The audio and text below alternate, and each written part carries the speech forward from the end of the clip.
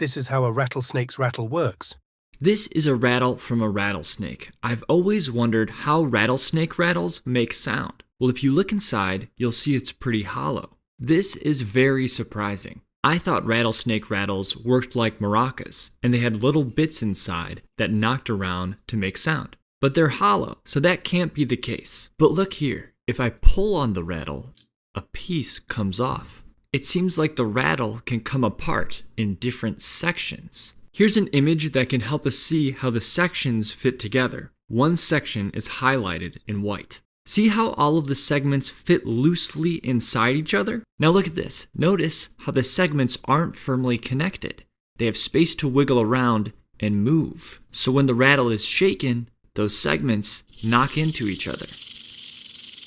And that's how a rattlesnake rattle rattles.